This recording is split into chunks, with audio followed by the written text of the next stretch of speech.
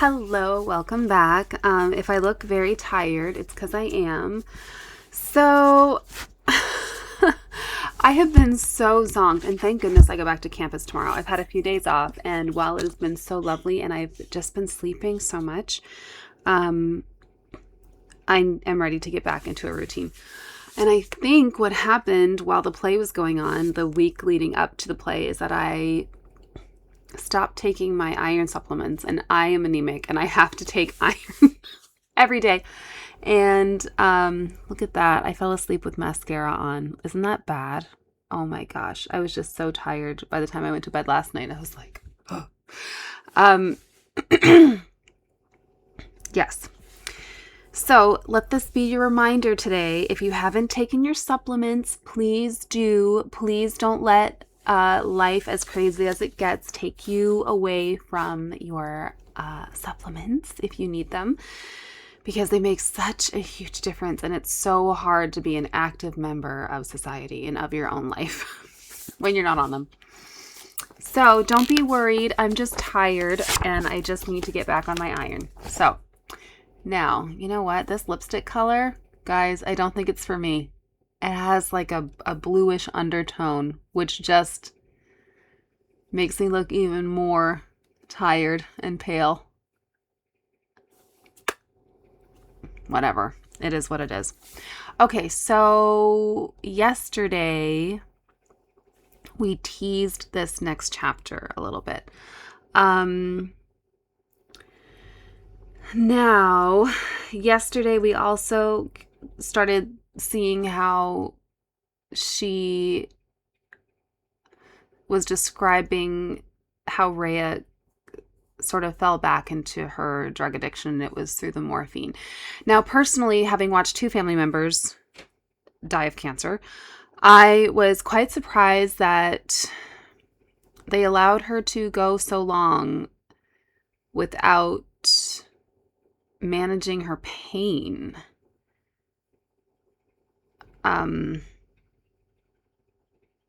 That was kind of shocking to me, because when both of my family members had cancer, the medical teams were right there every step of the way. They were just very hyper vigilant about keeping both of them as comfortable as possible. So I kind of found it strange that she got to this level of discomfort, and it almost made it sound like she wasn't taking any sort of pain medication at all. One person pointed out in the comments that morphine it's not as effective as people think it is. Well, from my experience, that is true. However, usually when you are in the hospital and you have cancer, like usually when you get to this level of pain, you're usually not at home anymore. You're either in hospice or you have a care team at home or something like that. So they do start keeping track of how much morphine you've had, and they do start keeping track of what dosage that seems to calm a person, and they increase that dosage in order to get to that space. Now, my father calls morphine slow euthanasia, because it does sort of start to slow everything down, and it's definitely preparing someone to pass. Now the difference, I guess, with Rhea is that she had an active cocaine and heroin, specifically heroin addiction, for many years. So the morphine sort of reawakened the sleeping dragon, as Elizabeth liked to call it. Anyway, I'm just finding it a little strange, I guess, that there didn't seem to be more medical care. Yeah, that's the only thing that I just kind of was scratching my head at. Okay, so this chapter is called Plotting, and, well, let's just get into it. It was in July of 2017 that I came up with a really good idea for what would save me from the nightmare that I was now trapped in with Rhea. I decided I would kill her.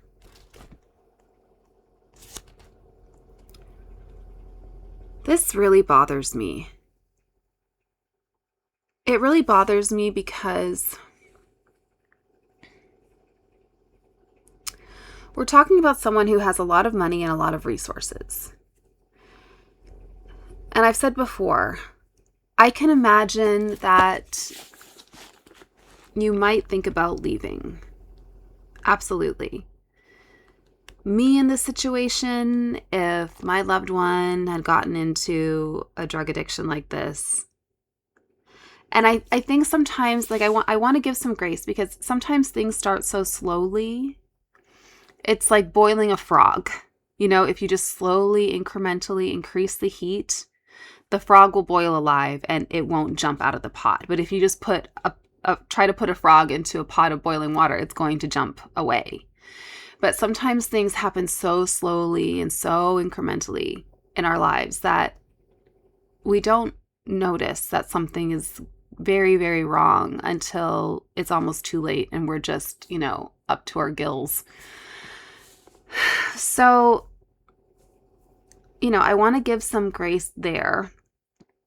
However, I am never, ever going to agree that it is a normal reaction to decide to murder someone. I'm not going to say like, oh, that's just a normal human reaction to be so desperate that you decide to murder someone. Yes, there can be situations where people have been so abused that they do murder. Yes. But I would just like to point out that often those situations are people who have no recourse. They have nothing. There is no way to escape. We're not talking about someone like that. We're talking about someone who is a very wealthy person, who has all the money and all the resources to get up and say, here comes your medical team. They are moving in. I am moving out. I will pay, she could have said, I will pay for all your treatment. I will continue to do so, but sayonara, I'm out of here. So I just, and I know someone's going to come at me and be like, well, it doesn't matter how much money and resources you have because you can still arrive at the same level of desperation. Well, I would beg to differ. If you have independence through your financial security, you cannot reach the level of desperation as someone who has nowhere to go and nowhere safe to escape to. Because when you have money and independence and all the resources that you need, she could have walked out one day and that was it. Now, from what I know, Rhea was not physically abusing her. I know that mental and emotional abuse can be as much of a prison as physical abuse. But I just really, really struggle with this whole idea. Again,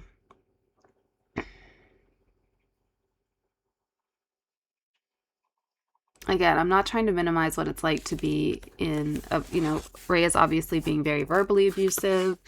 She's not the same person anymore now that she's using.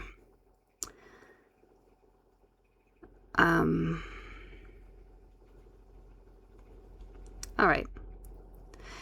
I am not talking here about a mercy killing or euthanasia, or the arguably courageous act of helping someone who is in great suffering to have a death with dignity. Rhea, at that point, most certainly did not want to die, and she no longer gave a shit about her dignity. All she wanted to do was consume as much cocaine, alcohol, prescription drugs, and cigarettes as she could get her hands on, to monologue about how amazing and powerful she was for defying all the doctor's prognosis for her expiration date. never once acknowledging that perhaps the reason she was living so long was because, and this is in italics, because I was taking care of her every need. See, it always comes back. This is what I'm finding in this book. It is always, always, always coming back to Elizabeth, to what she is doing, what she has given up, what she is procuring, what it is so self-focused. And I think that is why I just find it to sometimes sound like it's written by a teenager, because there is such an immaturity that I find when I read this book. And sometimes, again, the immaturity, because what do you expect from someone who is an active user and an addict? It's like she is expecting her to acknowledge that Elizabeth gives so much, but this person isn't logical anymore. So the fact that she's been expecting Rhea to acknowledge what she's been giving and to love her in the way that she used to, there's just, I think I said yesterday that there's just a naivete about it that I find very off-putting for a woman in her 50s. And it just is always circling back to the fact that she's not getting her dues, that she's not being justly acknowledged or rewarded for everything that she's given up. And a lot of times it just seems like she thinks that the things that she has done and given up and the way that she has cared for someone is an abnormal thing to do, which it isn't. But I think perhaps just reading between the lines, and I guess she did say some stuff that her own family life was complicated. And so maybe it seems to me when I read it that this is someone who does not understand family life in a normal way. I don't think that she understands what it is to be part of a family that cares for one another physically or emotionally. That's what it seems like, because she just seems a little bit baffled by all that she is doing. When personally in my life, and having seen how my family has cared for each other going through illness and old age, it's nothing that is out of the ordinary. But she seems to think that it is like a one-off and some sort of testament to not only her generosity, but also her pathology. So she just sounds to me not like very immature, like I said, and like someone who has never had to give or think of herself last or give to the point of discomfort emotionally, physically, never been pushed to the brink. Because being a caregiver will make you feel like you're going crazy sometimes. I can speak from experience. Like sometimes you really feel like you're going to go insane. So I understand that. But I think, anyway, that's just what drives me nuts sometimes.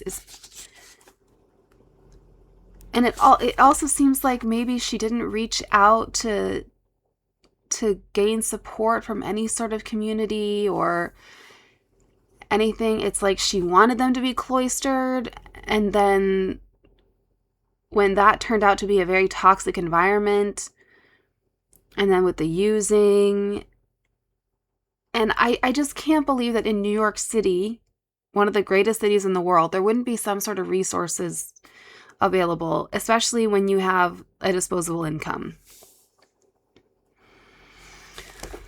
So anyway, but at the same time, I'm trying to have a little bit of grace and a little bit of mercy in my heart. Okay. never once acknowledging that perhaps the reason she was living so long was because I was taking care of her every need. And I mean, I just hate that, because it also comes back to how she was like, oh, I took the crone for her very last walk. It's like, oh, she's just facilitating all these great moments. Also, if you look up the word crone, if you look it up on Google, it will say noun, comma, derogatory. It's a derogatory noun. So I still stand by my shock last night that she would use that word. To constantly find creative new places to hide her drugs from the cops, who she had become certain were spying on us, to send text messages at all hours to the sweet-faced East Village teenagers who were bringing the cocaine right to our door, to doze off while smoking cigarettes in bed until the sheets and pillowcases smoldered from her dropped embers, to pick hallucinated worms and bugs off her hot, itching skin. There's a dog outside. To tell me what a total effing failure I was as a human being for not taking better care of her. And because she would not sleep, I could not sleep. Every time I shut my eyes, she shook me awake and demanded that I pay attention to her, or bring me something she needed, or bring her something she needed, or listen to speeches about how great she was and how terrible I was. She wasn't even really experiencing physical suffering anymore, because she was so incredibly altered that she couldn't feel anything. So no, Rhea did not want to die, but I wanted her to die. Not to put her out of her misery, but to put me out of my misery. See, it's just always so self-focused. Like, girl, get thyself, like, take up thy bed and walk, because that's what you could do. You could just be like, you know what? I've had enough, and it's my money. And it's me, you know, Rhea has no access to her money. So I just would have been like, I'm going out for milk. I'm going to go pick up some Chinese food. You know, and that would have seemed cold enough. You know, people would have been like, oh my God. But I think you could understand. And again, I wish there was someone out there who was Rhea's close friend. But again, it just seems like they were so cloistered. It's like they broke all contact with people, which that in itself is a red flag. If you get in a relationship and they just trying to cloister you and be your only source and all this, like, you better run to the hills, baby. Run. Like, I know that a little bit of nesting in the very beginning is very normal, because you're establishing that bond and you're all excited and you're just, you know, but if that, I mean, this has been years and years. But I couldn't see any other way to get free. She was a full-on junkie at this point, destroying both my life and hers. But what could I do? Stage an intervention? Try to scare her straight? Send her to rehab? What rehab would even take her? A terminal cancer patient who needed to take opioids in order to manage her pain. Hell, not even hospice would put up with her anymore at this point. What possible threat or incentive did I have to get her clean? A warning that she might die? She was already dying. This was her ace of spades, her ultimate trump card. Her death sentence made her untouchable and invincible, not to mention emotionally manipulative, because there's nothing quite like spitting out the words, "You don't understand what it feels like to be dying," to shut up any friend or loved one who dares to question your life choices. As somebody whose formidable ego had spent many years saying, "This is my fucking life and I get to do whatever I want," Rhea was, in a perverse way, absolutely winning here. Of course, she was also absolutely losing here, in that she indeed was dying, and that every one of the noble attainments she had earned through her years of sobriety, her honesty, her integrity, her empathy, her decency, was being utterly gutted by the corrosive evils of her addiction. And who was going to stop her? Me, the world's most spineless enabler, the Olympic codependency champion of 2017, Little Miss Duck Fluff, a blondie from Connecticut with puppy dog eyes and a desperate eagerness to be loved and validated and make everyone happy? No. I was trapped in hell, and I believed that things could not possibly get worse. I just think that this was all such a big mistake.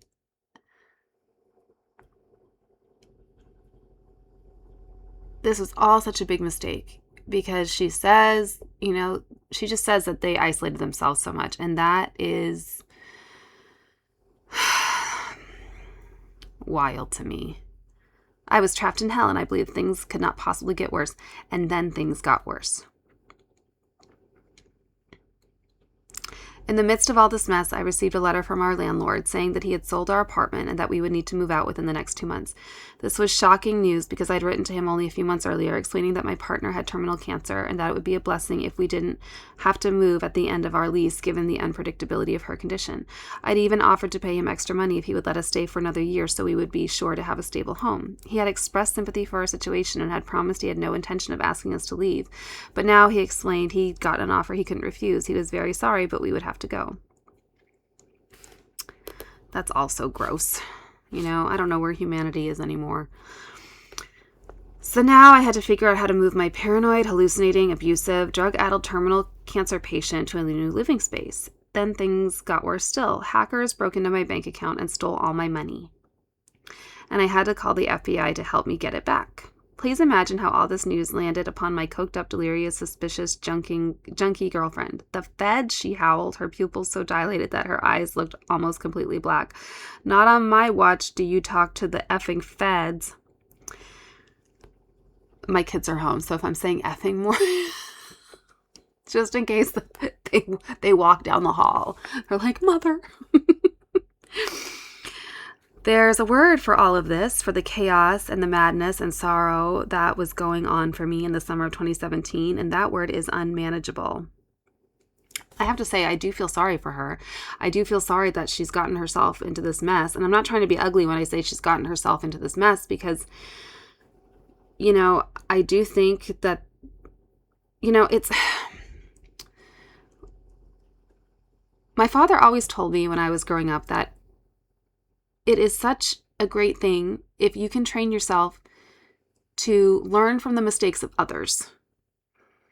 Because most people can only learn from their own mistakes. But if you can watch the mistakes that someone has made and see the outcome for them and see the lesson there and then apply that to yourself, you will save yourself so much heartache. And I do feel very, very sorry for Elizabeth when I read this. And I'm not trying to be ugly by saying that she got herself into this mess. Because I'm sure no one gets themselves into a big mess intentionally. So I want to be as kind as possible when I say this. But I think there's a lesson here to be found that it is so important when you engage in a new relationship, and I guess by now it's not a new relationship, but to make sure that that relationship is open for friends and family to support you. Because it certainly seems like, I think she said back in a couple chapters ago that when the cancer diagnosis happened and they started, living their best life and they were just having just so much fun that she had told her own family, Elizabeth had told her own family, don't call me. I'm busy. I'll deal with you later. Which, okay, if she has a very dysfunctional relationship with her family, I can understand. And she did say that they spent Christmas and Thanksgiving with Rhea's family. But it just seems like they didn't really want anyone else around. And I understand sometimes that desire that, just the two of us, it's us against the world. But my dad always told me, and my mother always told me when I was growing up, when you are in love and you feel like you're invincible and you think it's you and that person against the world, it's never you and that person against the world, because you inherit each other's families and friend groups. So, you have to take that into account and try to maintain that, because at some point something is going to happen, because times of trouble come to all of us. And there is going to come a time where you don't have the strength to deal with everything on your own. And you are going to have to lean on someone else. You're going to need a support system. So let this be a lesson to all of us to maintain relationships and to maintain community. Because when hard times come, you cannot be sustained if you are without a community.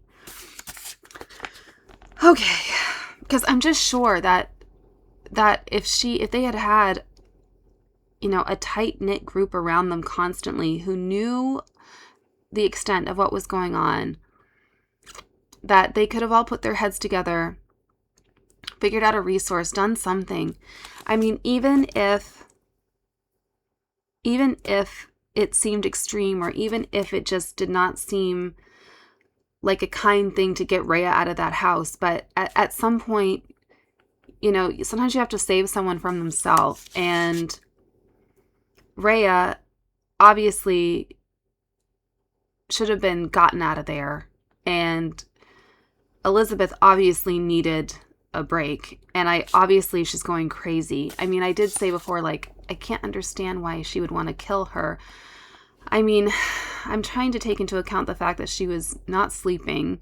And you do go quite insane when you don't sleep. In fact, that is a method of torture, is that you don't, I don't know if it was Japanese prisoners of war were not allowed to sleep. And that is a form of torture. So just when you would start to nod off, you'd be waking up again, and you can go insane, So I am trying to take that into account.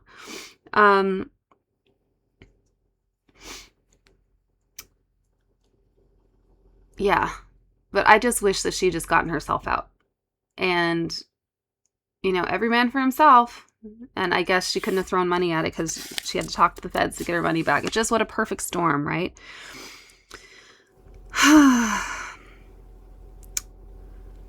Okay, there's a word for all of this. The chaos, madness, sorrow that were going on for me in the summer of 2017, and that word is unmanageable. Here's another good test of whether you might be trapped in an addiction of some sort or sucked into a codependent maelstrom. Ask yourself, has your life become unmanageable? When you are in the grip of addictions, sorry, my nose is itchy, or when you are severely impacted by someone else's addiction, eventually nothing works, not even the things that don't seem obviously related to the addictive substance or behavior. Losing the lease to our apartment and getting my bank account hacked had nothing to do with the fact that Rhea was drugged out of her mind, or that I was lost in a dense fog of codependency. But these are also the kinds of things that happen when your life is falling apart. Suddenly, it's raining hammers. Everything unravels. You sprain your ankle. Your car breaks down. Your dog dies. You can't handle anything. And that's when the madness really sets in, because it seems like the world itself is a machine of pain that has turned its full force against you.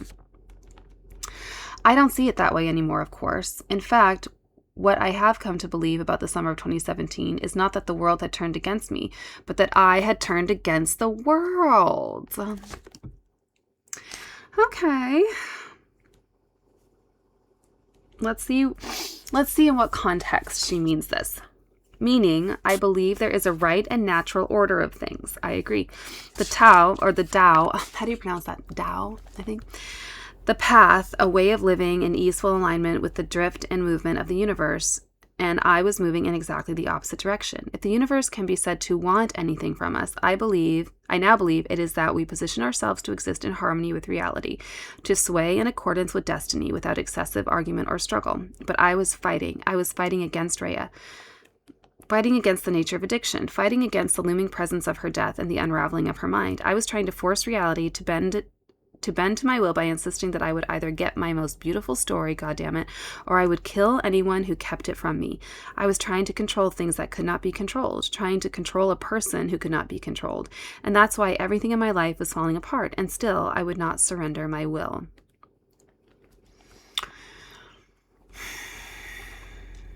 Okay. It was in this climate of ferocious insanity that I had decided to murder Rhea. I came up with the plan late one night when she had been awake for many hours, staring into a mirror with her eye only 1 inch away from the reflective surface, yelling at the demon that she swore she could see in her eye's reflection. A demon who, she kept insisting, lives all the way down there at the bottom of my brain. "It's you again," she was shouting at the demon. "You again. You stole my effing Rolex this time." It was not easy to sleep through this rant, especially when she kept waking me and making me come to the bathroom and stare in the mirror with her to prove that the demon was indeed right there inside her eye, and that, moreover, the demon was wearing her watch. Needless to say, her watch was on her wrist the whole time, so I suppose it's pretty obvious who the demon in the mirror actually was. "Mother effer thinks it can F with me," muttered Rhea. "Doesn't know who it's effing dealing with, does it, babe? You tell me. You tell it. You tell it. You tell it who it's effing with. I'm Rhea effing Elias. That's who I am. You tell it, babe. You tell it." She has to die now.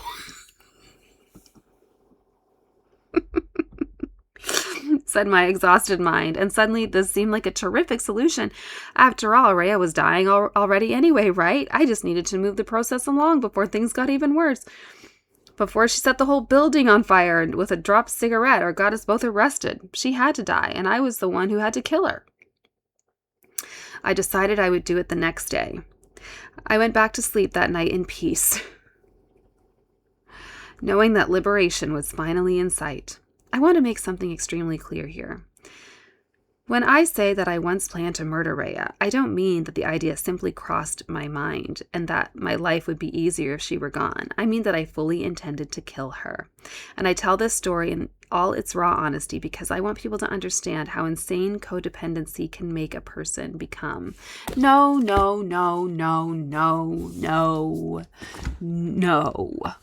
Please do not lump yourself in with every other codependent who has never ever thought of killing their partner. I'm so sorry. I will never, ever be taken in by this. And all the people who say that she's brave, I say, listen, I know she's in a relationship with someone else. I say, run for the hills, man. Run while you still can. I mean, I'm the nice lady who wrote Eat, Pray, Love. I don't think she's a nice lady. I don't. She's so self-focused. Every decision in her life has been to benefit herself. You know, we've seen she's a serial cheater. Oh, she's addicted. She's an addict. Well, her addiction might be freaking selfishness because it's not just about a love and sex addiction. It's also this just shock and awe about what it means to care for other people and what it means to be self-sacrificing. So I think it's more than just that because she just doesn't seem to live on a planet where any sort of sacrifice is in her realm, in her reality at any point. She throws money at people, you know, and then she says that the caveat there is that it's because she wants their love. So I'm just terribly generous, but it's because I want love. But actually giving that hurts, giving that inconveniences her is just outside of her comprehension. I mean, we saw she takes the old lady, you know, the elderly woman back home, and then immediately in the next line calls her a crone. All right. I mean, I'm the nice lady who wrote Eat, Pray, Love, and I came very close to premeditatedly and cold-bloodedly murdering my partner because she had taken her affection away from me and because I was extremely tired. That's the sort of person I become when I'm in my insanity. You need to be checked in somewhere. The next morning, okay, and this is the thing. Like, some people will try to convince you that they are so brave and so honest by telling you their deepest, darkest self. Well, the only thing I've ever agreed with Oprah about is that when someone tells you who they are, believe them. So when she tells you that she has a murderous heart, you believe her and you move along. But some people tell you these things and it's an act of manipulation. They tell you all the dark, you know, bad things because then you get this idea that, that they're so honest and they're so true and they recognize their faults and their shortcomings. Trust me. The next morning, while Rhea nodded off in front of the TV, I stole some of her sleeping pills and morphine pills and took them to the park with me. While my fellow New Yorkers went about their business in the beautiful summer light, I sat on a bench studying, comparing the two medications in the palm of my hand, trying to figure out how I could make the sleeping pills look like the morphine pills so I could trick her into taking a bunch of them. I needed her to take the sleeping pills, not the morphine pills, which no longer had much of an effect on her stubbornly resistant drug addict's nervous system, because I could knock her out with the sleeping pills. Then I could stick a whole bunch of fentanyl patches on her back once she was unconscious, and that would surely kill her. The pills were different sizes, but they were the same color. One of the pills was scored, the other wasn't. If I got a razor blade and scored the sleeping pills, perhaps I could make her think they were the morphine pills. Or would Rhea even notice if all the pills were mixed up together? She was so blinded by drugs at this point that she might just swallow them without noticing if I just handed them to her. but she was also deeply paranoid. She had taken over management of her pill protocol months earlier, fearful, I think, that I would deny her the drugs she wanted. Her suspicions might be triggered by my giving her a handful of pills and a glass of water and telling her to down them. I would have to be careful about this murder, I knew. Not because I was afraid of the police. I wasn't even thinking about the police. I was so out of my mind. But because I was really, really afraid of Rhea. If she woke up and realized I was trying to murder her, I'd be dead. Literally dead. If I didn't kill her, she would kill me. So I had only one chance, I reckon, to do the job right, but I believed I could do it, and that I could do it with a steady hand. Somebody had to do it. Somebody had to put an end to this nightmare. When I returned to the apartment, my mood was strangely buoyant. I felt quite proud of myself for my courage. Not everyone is clever or brave enough to do what I intended to do that day.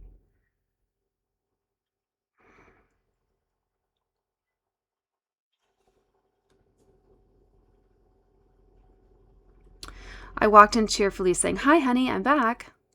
Rhea looked up at me from her seat by the coffee table, which was, as always, covered with cocaine and pills and booze. Without even blinking, in a voice that was dead calm and sober, she said, "Don't start plotting against me now, Liz." For a long, long time, we held each other's gazes in silence. In that moment, it felt as if there were a break in the universe. It was as if someone had pressed pause on the outrageous little drama we were acting out, and we had both dropped our costumes and were staring at each other as undefended souls, stripped of our identities, history, and egos. Here we were again, back in the cosmic boardroom, at the beginning of time, recognizing each other once more and deciding to go on this journey together. How far would we take it? The moment felt so familiar to me, I almost swooned from déjà vu. How many lifetimes had we done this? How many times had we gotten to this exact point? How many times had I killed her, or had she killed me? And how did we want to play it out this time? Think carefully about what you're about to do, Rhea said in a voice that could not have been more lucid. Then her eyes glazed over once more, and she returned her attention to the coffee table covered with drugs, booze, and cigarettes. Suddenly I had a glimpse of the Rhea who had survived years living on the streets, years of drug addiction, years of prisons and institutions, years of her own brutal Earth School curriculum. This was the Rhea who had already outlived her cancer prognosis by more than 6 months, despite doing nothing that any doctor, nutritionist, or other expert had recommended. This was the immigrant kid on the Detroit playground fighting for her life. This was Rhea Elias, whom I had once witnessed on a trip to Australia taking a swing at a full-grown kangaroo in a petting zoo because it had grabbed her purse. "Back off, mother effer," she had barked at the animal, and the kangaroo, visibly impressed, had indeed backed off with a look that seemed to say, "Game, recognize game." This was Rhea, whom the Latin Queen's gang members on Rikers Island had nicknamed Harley Loco because she went stone crazy once, attacking a fellow inmate who tried to steal her Harley-Davidson motorcycle boots. This was Rhea effing Elias, who had always been able to read the room, who had died more times than she'd been born, who was frightened of nobody, and who could smell my murderous intent from 10 yards away. Who did I think I was kidding that I could kill her? Nobody could kill her. Cancer couldn't even effing kill her. What crossroads had we reached here exactly? Without saying another word, I gathered myself up again and walked back out of the apartment. I wandered through the East Village for the next several hours and a days, feeling like I had just suffered a severe head injury, not knowing where to go or what to do now. Then suddenly I had a really brilliant inspiration. Maybe I should take the sleeping pills and the morphine. Wouldn't that solve everything with ease and efficacy? I mean, my life was already destroyed, so why not finish the job? The pills were right here in my pocket. The deed could be easily done. The only question was where to do it. I didn't want to die on the streets and bother anyone or make them have to deal with my corpse. Maybe I should walk to the river and throw myself in. Then I heard a voice in my head, a voice that pierced my confusion so cleanly and swiftly that it could only have come from God. How do I know this was the voice of God? Because I know the voice of God. I know the voice of God the way a blinding, mewling, newborn kitten knows the smell of its mother. The voice said this: if you have arrived at a point in your life where you are seriously considering murdering yourself or another human being, there is a strong possibility that you have reached the end of your power. I stopped walking. I listened harder. I leaned into the sound of God, offering me wisdom and guidance. That being the case, continued the voice, perhaps it's time you called somebody and asked for help. Well, hallelujah. Now, remember when I told you yesterday that when God speaks to you, you will not be wondering what has been said. Well, there you go. Now, do I think that Elizabeth Gilbert has some divine connection to the Almighty and that she is somehow deeply connected to the divine? I do not. However, I do believe that God in his mercy will, an old saying, God will wreck your plans before your plans wreck you. And I do believe that God in his mercy, yes, probably did reach down to Elizabeth Gilbert and speak very clearly to her and say, yeah, time to get some help, my dear. Oh, well, what a relief. Okay.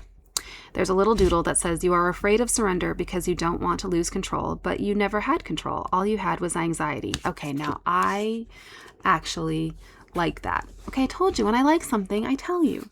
Now, as someone who suffers from anxiety and is trying to get a handle on it, I resonate with that. That resonates with me perfectly well, because when you have anxiety, you are overthinking all the time. You're just in this circular loop in your head.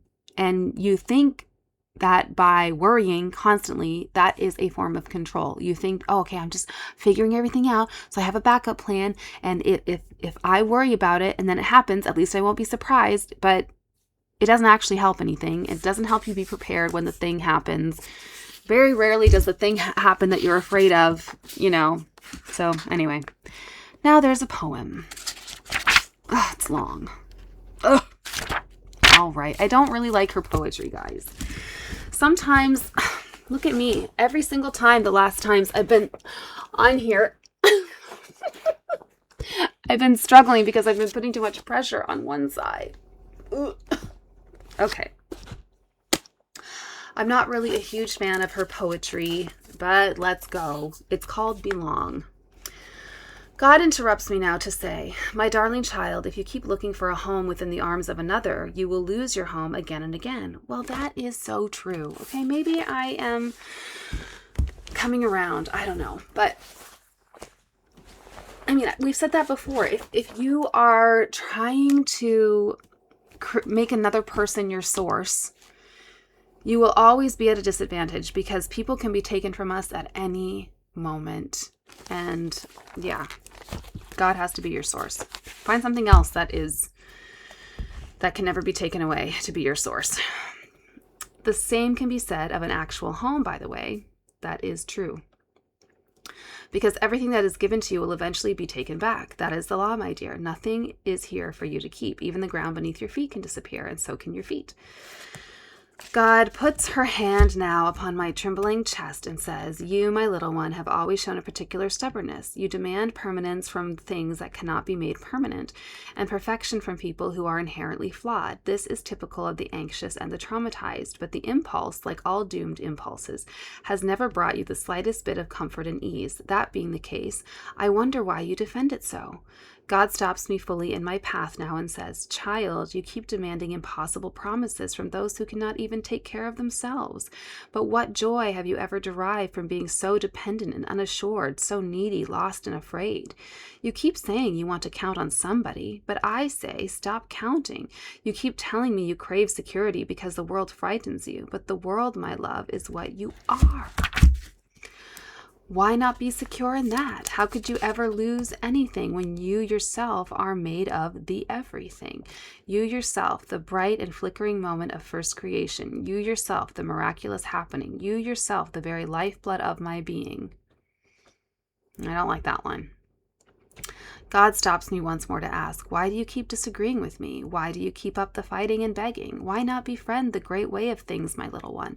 Why not accept the changing nature of nature itself? Why keep arguing against the comings and the goings, the births and the deaths, the gains and the losses? Why seek stability when you are my song? Why not surrender? Why not belong? All right, let's see how many. Okay, this next chapter is very short, and so is the next one.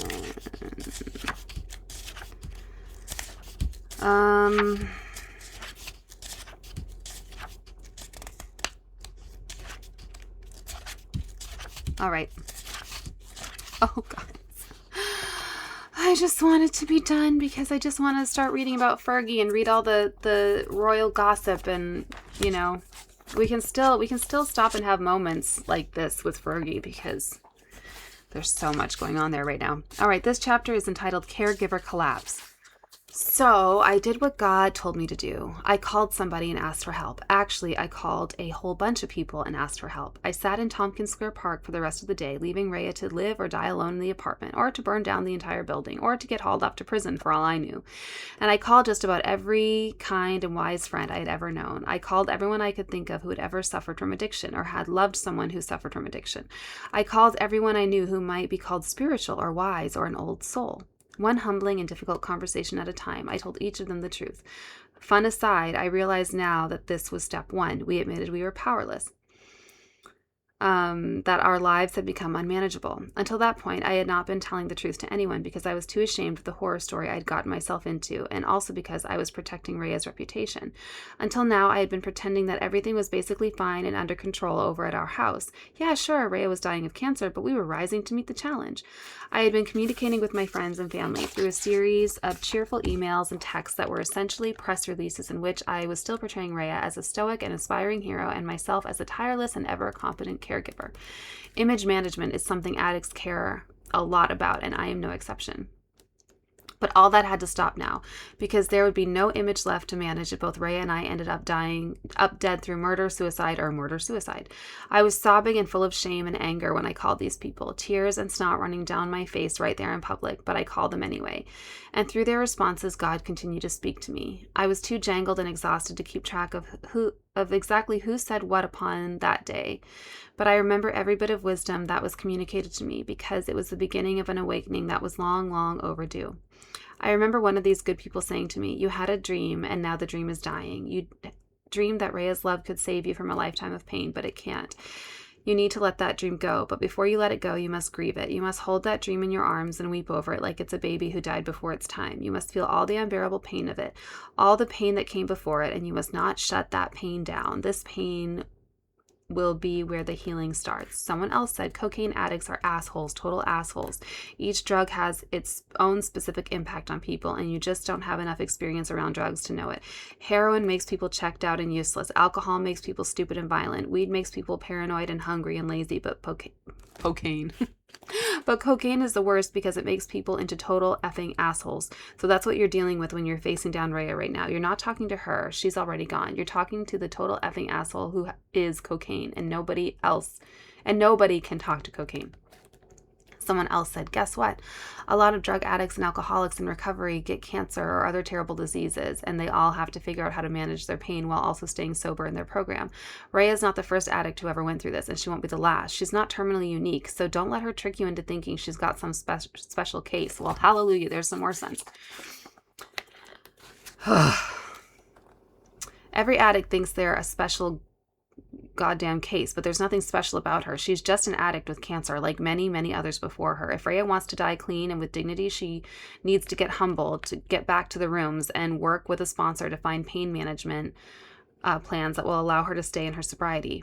But are we even sure she wants that? And if she doesn't want that, there's nothing you can do except to make things better except maybe get the hell out of there. Yes, literally. I say run, Elizabeth, run. Someone else said, don't you see what's happening here? A great being is dying, and she's off-gassing all her toxicity before she dies because her soul doesn't want to take all that garbage into the next life with her. Honestly,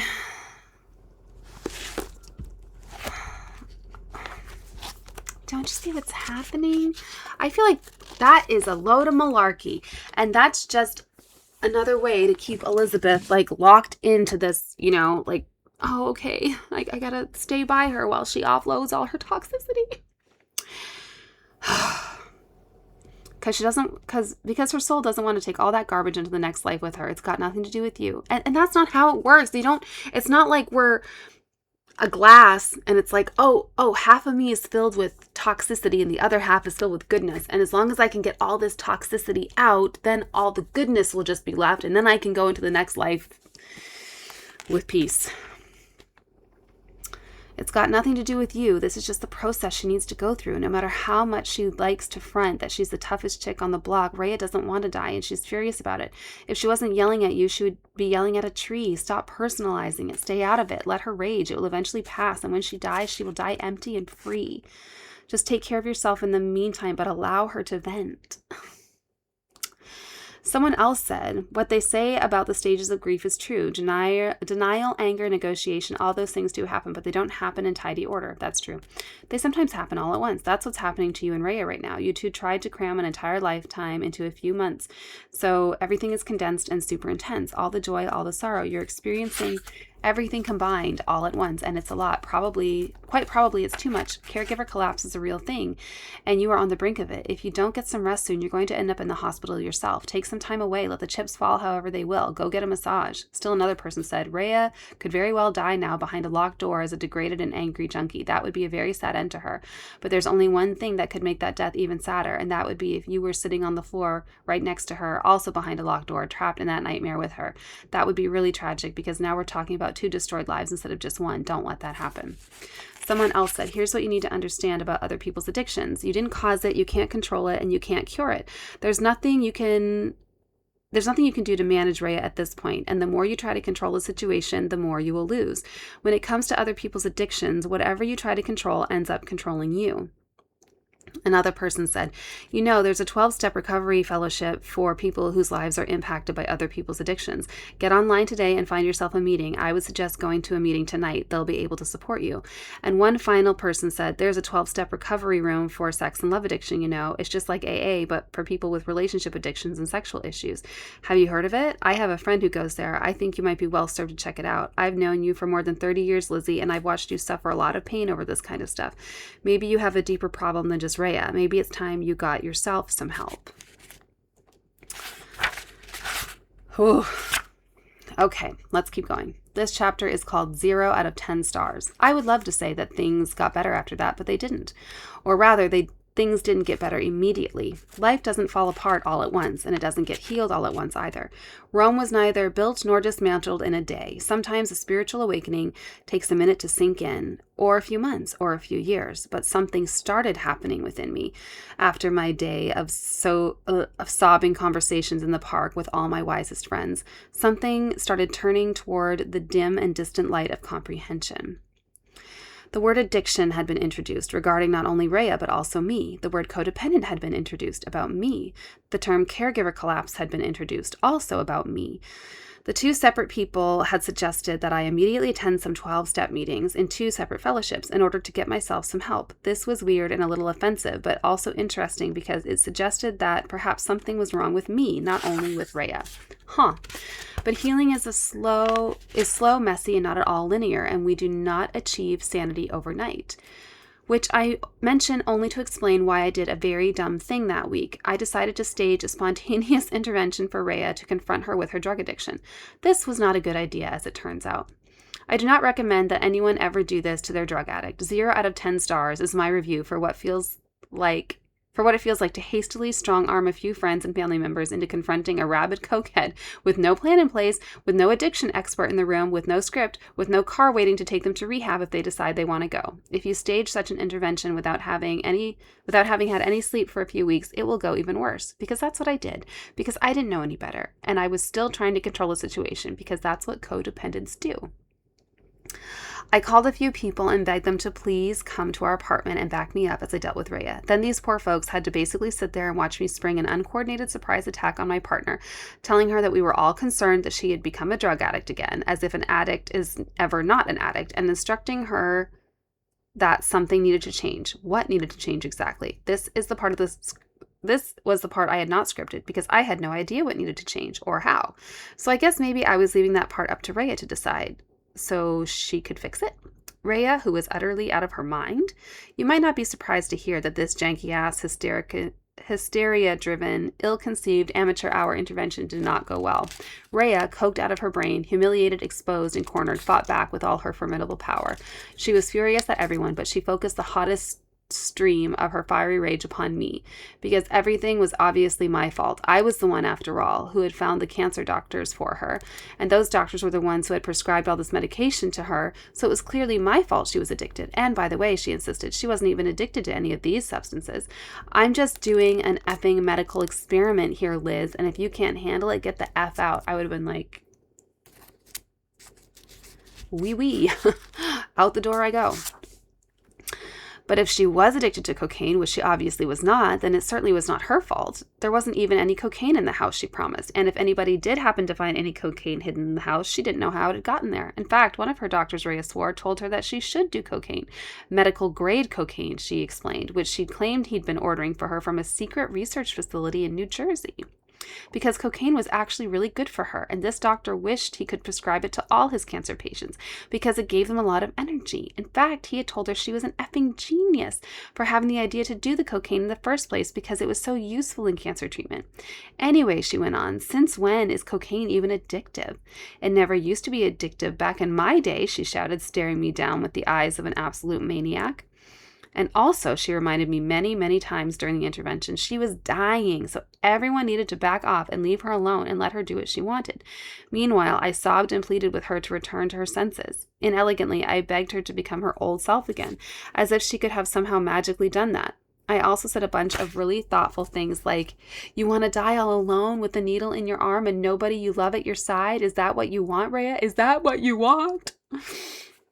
And for some reason, I decided that this was a really good time to remind her of all the generous things I had ever done for her, and what a good and kind and loving person I was, and how I deserved to be treated way better than this. Curiously, she did not respond well to that. F off, Liz, she shouted. I had a perfectly good effing life before you stepped in and took control over everything. And then she got colder and quieter and said the very worst thing that anyone has ever said to me, blasting the deadly words across the table and straight into my brain as though from a shoulder-mounted missile launcher. I wish we'd never gotten together, she said. You threw yourself at me, and I never should have agreed to it. You're way too much effing trouble to deal with, just like I always knew you would be. I wish we'd just stayed friends. That way I could still have access to all the good parts of you, but someone else would have to deal with all your emotional BS. That's when I ran out of the apartment sobbing, leaving Rhea there in the care of the poor, bewildered people. I had strong-armed into the intervention, and I didn't come back for several weeks. So yeah, that went well. Oh, how awful. How awful.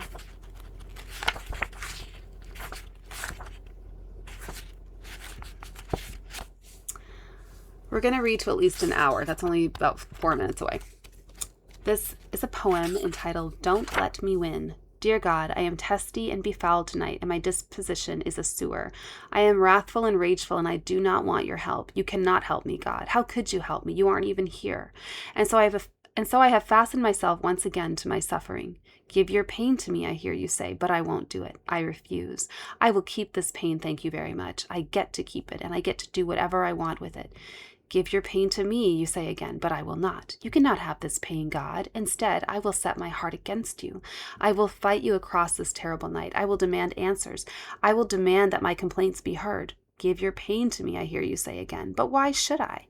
After what you took from me, after who you took from me, you can F right off, God. This pain is my rightful inheritance. I earned it in the crucible, you merciless shit. Give your pain to me, you repeat, but I will not do it. I cannot do it. And so we will stare at each other all night until one of us blinks. Oh God, I am hurting. Oh God, I want to lose this fight with you. Oh God, I need to lose this fight with you, but I don't know how. Please don't blink, God. Please don't leave me here alone in my hatred of everything. I'm praying to you tonight from the bottom of my sorrows. Please, God, please don't let me win. Humility opens the door of grace very well. Well, I felt that poem very, very much, and I understand what it's like to be in a place like that. Okay, we're going to read one more chapter, and then we will stop for today. This chapter is entitled Scaring the Children. Nearly 6 years after her death, sitting here alone in the quiet morning, I can still hear Rhea's ferocious and radioactive words echoing through my head. I wish we'd never gotten together. It was a long time before I could recall those words without falling to pieces. It still hurts a bit, but it feels like an old bruise, not the fatal wound that it seemed to be on the day she said it. Mostly, I just feel sympathy for the both of us, and for other people I dragged into our theater of pain. It was such a horrible mess, and we were in so far over our heads.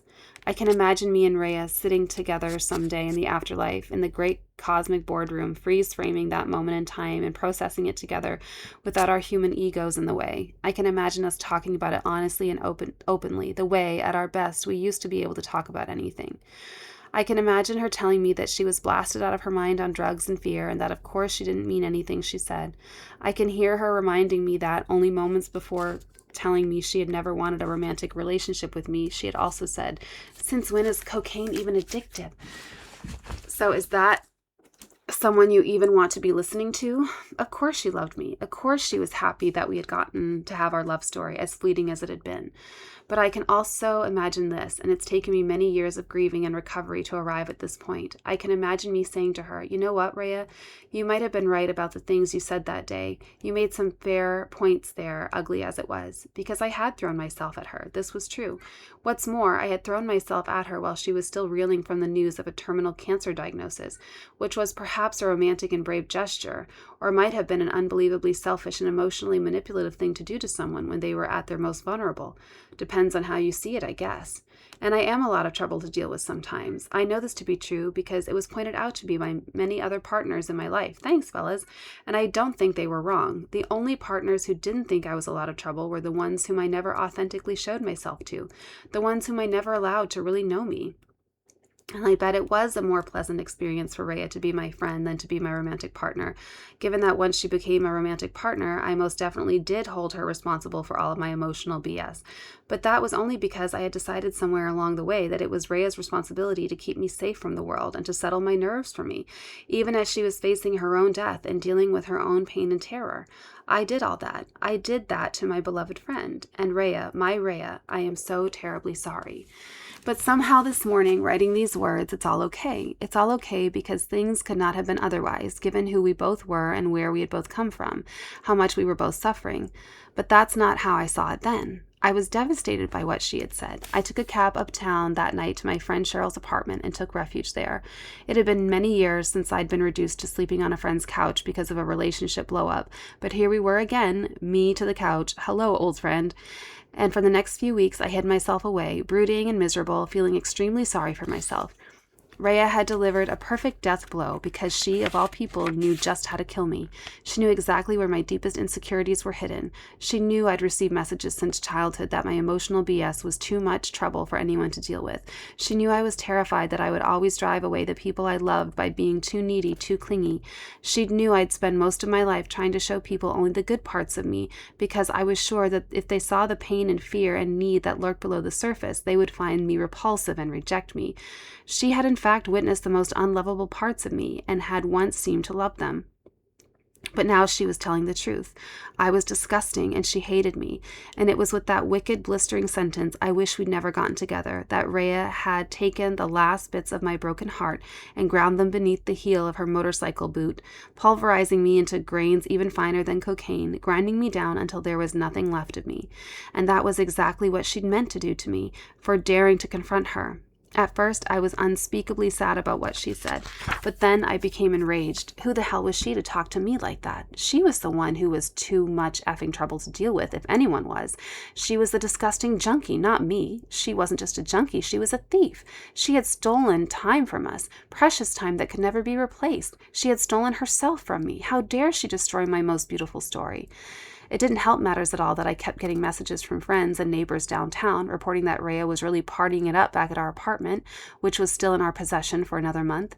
Apparently, the only people she wanted to see anymore were those who would get drunk and do coke with her, and maybe share some of the opioids too. Meanwhile, I was camped out on someone's couch, weeping and angry, suffering complete emotional withdrawal, and still paying the bills. My drug of choice having been yanked from my hands, I had now reached the final destination of a codependent's unrestrained binge, total collapse.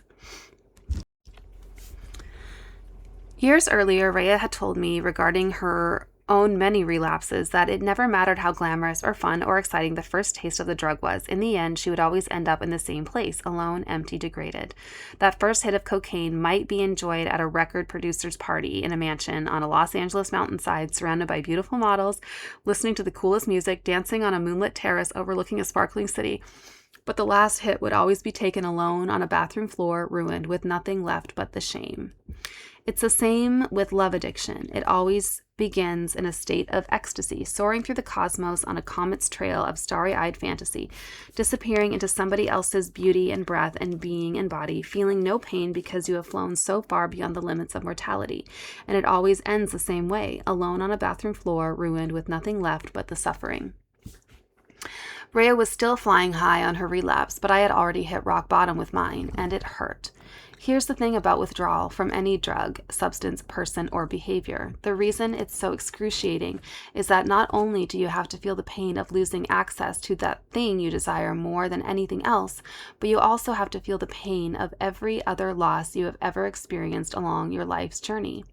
All the previous failures, all the previous crashes, all the previous disappointments, it's like a 20-car pileup of failures on an icy highway, and there's no way to get away from it. Worst of all, withdrawal forces you to feel your original suffering again, the deepest childhood grief or ancestral wound that started you out on this journey of addiction in the first place. And who wants to feel that? Not me, not most people, to be honest. My friend, the writer and teacher, Kemi Nekvapil, I'm bad with names, was once asked by an interviewer, if you could make anyone on earth do one thing, what would it be? And Kemi replied, if there's one thing I wish everyone to do, one thing that would actually change the world, it would be to heal. But healing is hard. Healing is expensive, time-consuming, and painful, whether it's physical or emotional healing. This is why so many people cannot and will not heal. Instead, they use in order to not have to feel their suffering. And when that doesn't work, they can always just blame. And that's what I did in late summer 2017 while Rhea got high in our fancy apartment. I blamed. The affront upon which I fixated the fullest intensity of my rage was this. Rhea was now apparently telling our friends that I had bailed on her because I couldn't effing handle her cancer. When I heard about this, I went nearly blind with fury. Most of our friends knew better than to believe her, but some people bought into her versions of events, and that really killed me. My precious, precious reputation as the best person in the world was very much at stake here. And there are very few things that will make me hate someone more than when they threaten my favorite delusions about myself. I spent hours that summer furiously arguing my case against Rhea to anyone who would listen, or even more insanely, to nobody at all. I stomped through the city, practicing and perfecting ferocious anti-Rhea speeches inside my head, or sometimes even aloud, scaring the children on the sidewalk as I stormed by, making crowds of pigeons scatter in my furious wake. I had done everything for Rhea, everything. I had given up my entire life for her. I had left my marriage for her, thrown away my whole existence for her. I had given up money, property, and prestige for her, and I had taken care of her every need when she got sick. And all the while, I had been making her wildest dreams come true. I had taken her everywhere she ever wanted to go, bought her everything she had ever desired. Let's go further back in my list of resentments. It was because of her that she had even become a writer. She never would have been able to do that without me. And where was her goddamn gratitude? Let's go back even further. I had given her a place to live after her divorce for free when I didn't even know her. Even she had said at that time, who does something like this for someone they don't even know? Yeah, bitch. Who does do something like that for someone they don't even know? And this was the thanks I got in return for all my years of love and sacrifice and generosity and holy selflessness. This effing BS. In conclusion, F her. Okay. And now there is a really long poem. So let's just buckle up and read it. Withdrawal Poem Part 1, or Preparing for the Apocalypse. God says, I see your pain tonight. I see your sorrow and your terror. I see your outrage, volcanic and impressive. What were those tricks again, my love? Those tricks you were planning to use in order to stay safe from such feelings? I'll wait right here. You go fetch them. Or better yet, forget it. Just stay. Stay with me here for a moment. Let's discuss the situation together. You tell me, my love, what shall we settle upon tonight? Having finally spun yourself out to the point of collapse, are you ready to listen? Good, then listen. Just for today, I'm going to need you to stop looking for all the ways in which you are doomed and wrong. Can you manage that? Please stop denouncing other people to courtrooms filled with imaginary judges. There are no judges, my love. There is no courtroom. There is only us together. My advice? I would drink a big glass of water right now if I were you.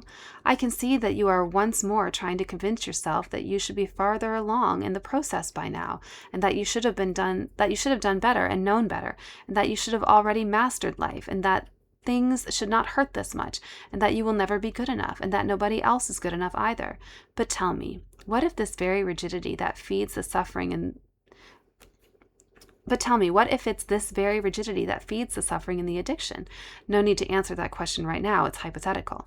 Amidst all this struggle and doubt, do you still have trouble believing how loved you are? I notice that you want to turn your face away from me when I say that, but please don't. Keep listening.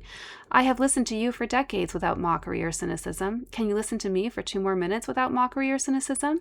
You are wondering why your mind goes where it goes, to all those dark and hateful places. Well, sweetheart, your mind goes where it goes because you're an addict. Don't get offended. It's not an insult. You don't have to get too excited either. It's also not a badge of honor. It's just a thing, my love. It's just a thing that a person can be, and you happen to be that thing. But addicts can have rich and meaningful lives. I've seen it. In the fullness of time, believe me, you will see it too. For today, though, we just need you to rest.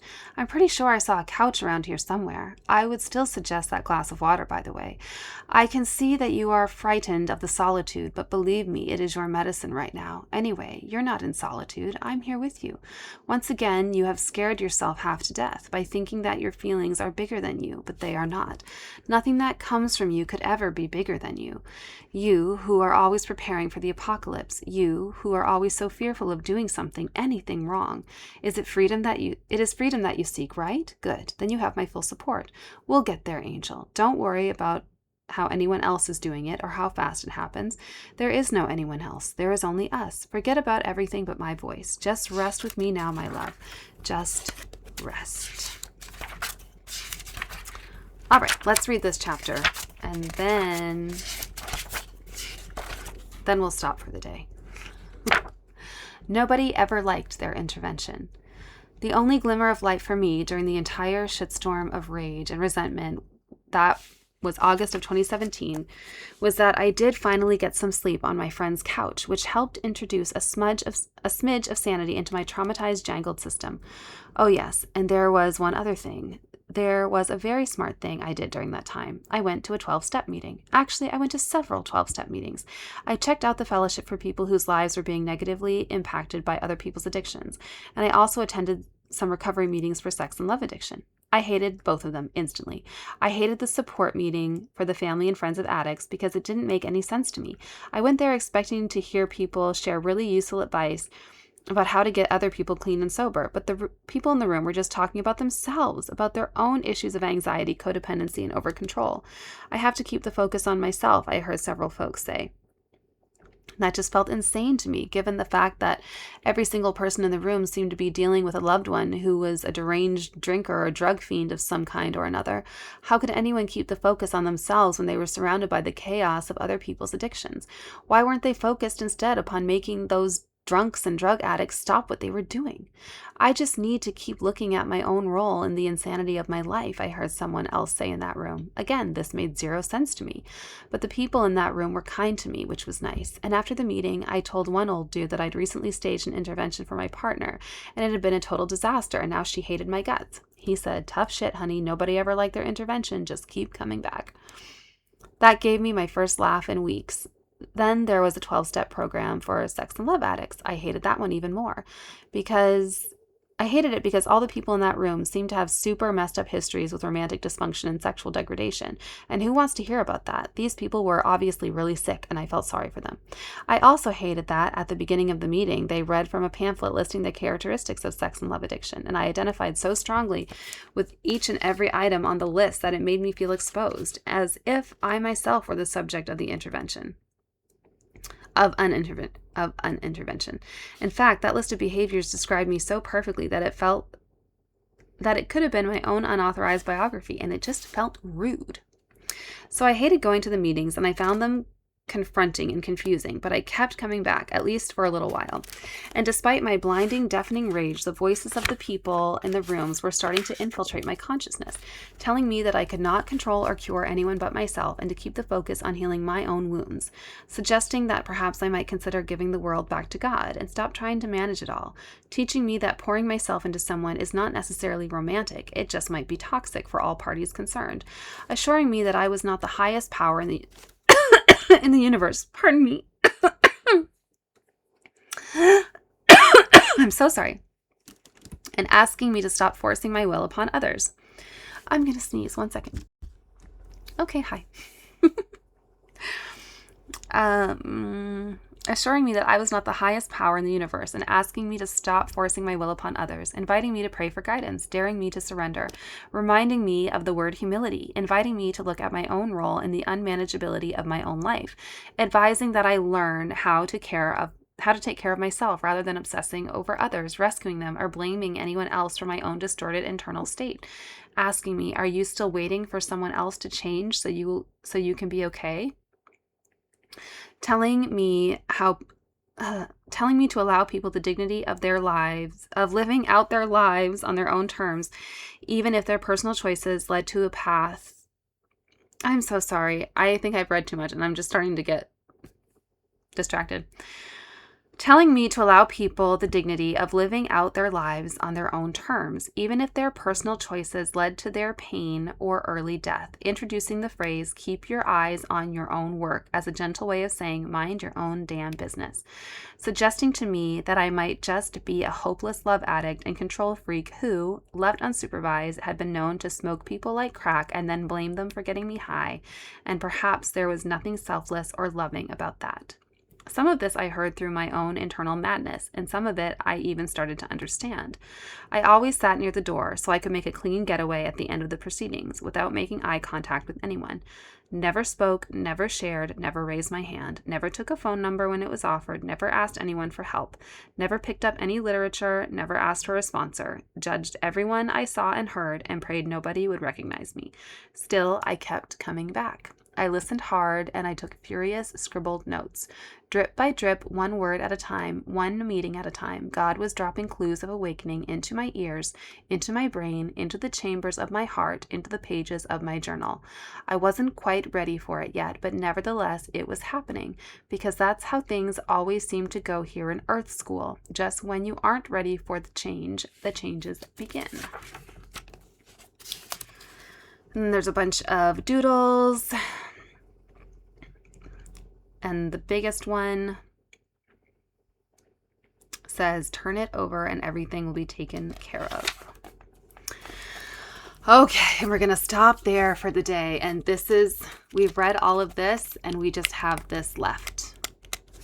So I think if we can read at least an hour a day, we're going to get through it pretty quickly.